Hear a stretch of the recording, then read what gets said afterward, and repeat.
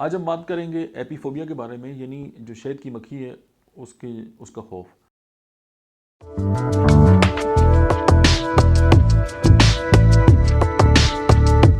और ये जो है वो ज़ूफोबिया की एक कॉमन टाइप है। बहुत सारे लोग जो हैं उनको एपीफोबिया जो है उसमें मुब्तला होते हैं।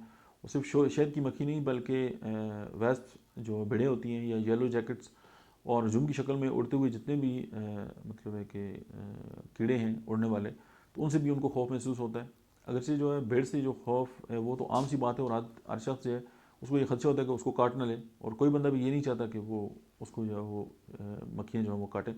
लेकिन जो एपीफेबिया का मरीज़ है वो इसका नाम सुन के सोच कर, उसका नाम सुनकर बेचैनी उसको शुरू हो जाती है और उसको पैनिक अटैक आते हैं, और ऐसा महसूस होता है जैसे हकीकत में उसको जो शहद की मक्खी भी है उसने उसको काट दिया, और वो फिर उसकी खौफ की शक्ल इख्तियार कर लेता है, और उसकी जो रोज़मर्रा की ज़िंदगी है उसमें बिगाड़ आता है, और वो एक नॉर्मल जो स्टेट ऑफ माइंड उसमें नहीं रहता।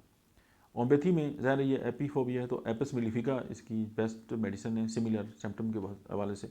उसके बाद हेपर साल्फ और नेट्रोमेरोटिकम है, चूँकि एपिस का जो क्रॉनिक है वो नेट्रोमेर है और उसका क्रॉनिक जो है वो फास्फोरस है। तो ये जो मेडिसिन है ये एपीफोबिया की जो है वो बहुत ही बेस्ट मेडिसिन है। और आप अगर समझते हैं कि कोई पेशेंट आपके पास इस तरह आता है या आप खुद इसका शिकार हैं, तो इन मेडिसिन की जो है अद्वियात मतलब है कि इन मेडिसिन की आप हेल्प ले सकते हैं, और ये 100% जो है आपको इस फोबिया से जो है वो छुड़ा सकती है। Thank you very much.